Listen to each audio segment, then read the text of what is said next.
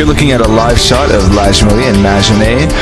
That's thanks to those barricades just north of Maginot in the left-hand lane. Of course, if you are looking at this, you are not down there in that long lineup. You are watching WKGM Pulse News, and it starts right now.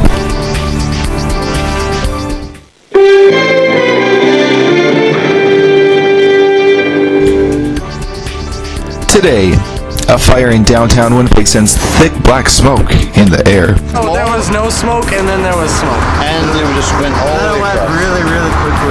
Also today, the city's high-flying crime-fighting tool, grounded. So the program is just barely up and running. We've already gone through 2 chief pilots. While the situation may only get worse. WKGM Pulse News. Live from downtown Winnipeg with Kelly Evans. Sitting in, Trevor Pascal. Good afternoon, thanks for joining me. We begin this afternoon with some amazing pictures of an enormous blaze that caught fire in downtown Winnipeg yesterday afternoon. A boat dock caught fire at the Forks, sending up thick black plumes of smoke that could be seen across the city. 3 people saw the fire near the main Norwood Bridge and said the boat dock stored near the Forks Railway Bridge caught fire. Oh, there was no smoke, and then there was smoke. And it just went all the way across. Really, really quickly. One firefighter on the scene said the fire turned out lots of black smoke, but it was extinguished quickly because much of what burned was styrofoam. It's too early to say what caused the fire in the dry dock area near the foot of the Norwood Bridge. Main Street was opened back up to traffic in both directions shortly after 8:30 p.m.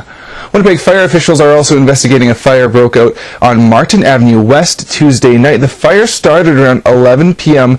in a detached garage in the 300 block of Martin and quickly spread to 2 nearby houses. 3 households were evacuated as firefighters fought to extinguish the blaze. I was scared for my life, but I knew if I had to, I'd jump. But it was very scary.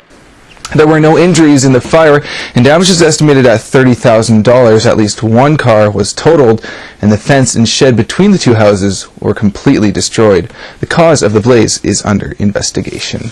A vote on the controversial indoor water park at the Forks is being delayed. City Council voted 10-5 in favor of the motion to refer the plan back to the city's administration. The motion was tabled by St. Boniface Councillor Dan Vandal, and Vandal says they need more information on the site plan, design, and so-called public access agreement that would allow low-income children to attend the park.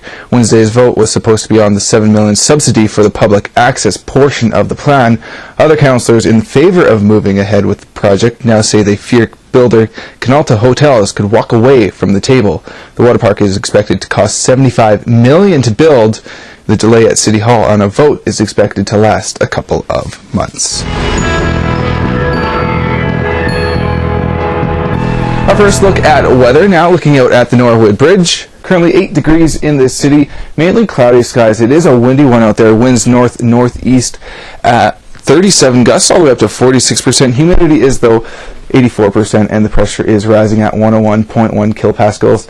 Now let's take a look at your futurecast, precisioncast. Slight chance of showers in northwestern Ontario, but nothing for tonight and tomorrow. Look at this, nothing but sun for Thursday.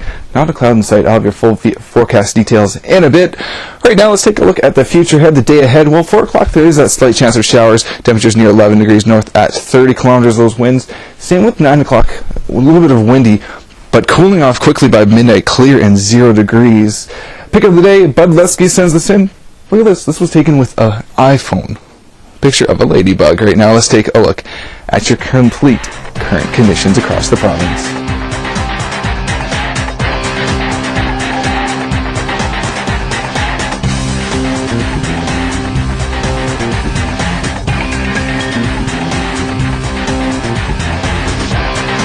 Still to come, it's been 15 years since the launch of WKGM Media. We've got the complete history coming up after the break, plus logging only 80 hours on average per month when it should be averaging 1,000 hours. Find out why Air One is spending more time on the ground than the air, and I'll have a complete look at your Skywatch weather forecast. News First continues in 2.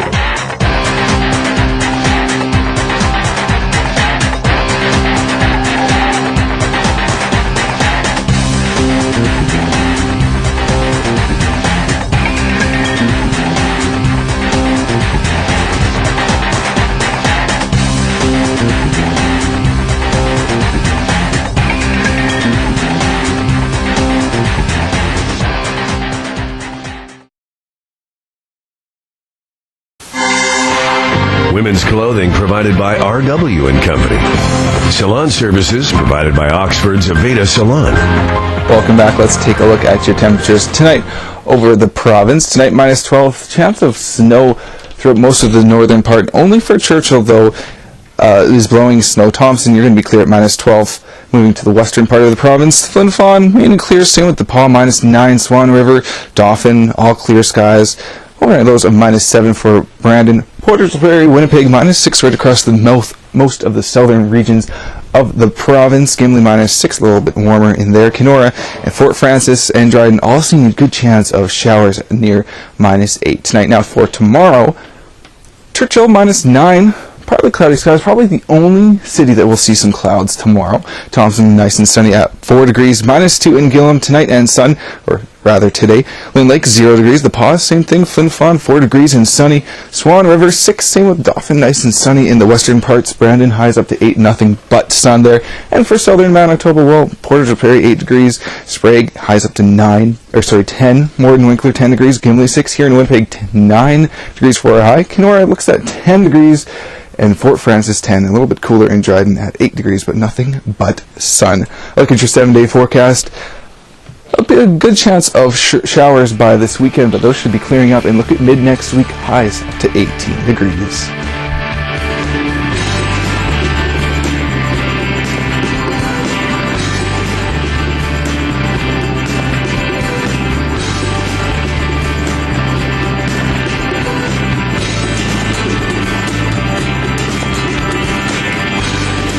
You're watching Manitoba's #1 newscast, WKGM News. Logging just over 80 hours a month, Air One should be banking at least 1,000 in 2001. That was the case for many of the months, but as Caroline Bergood explains, 2012 has a dramatic twist. The ability to get there very quick. It is the Winnipeg Police Service's eye in the sky. But Air One has faced its share of problems since its launch in December 2010. There are situations that we just quite simply can't predict. That aircraft needs to be obviously operating at an optimum level because safety is, first and foremost. The helicopter is budgeted to fly 1,000 hours a year, which works out to an average of 80 hours a month. Police say in 2011, Air One was just shy of that mark. But so far in 2012, it's fallen well below. In January, February, and March, the chopper logged an average of 40 hours a month in the air assisting on calls. The bad guy's 2 blocks away. In April, it was grounded for 12 days for maintenance.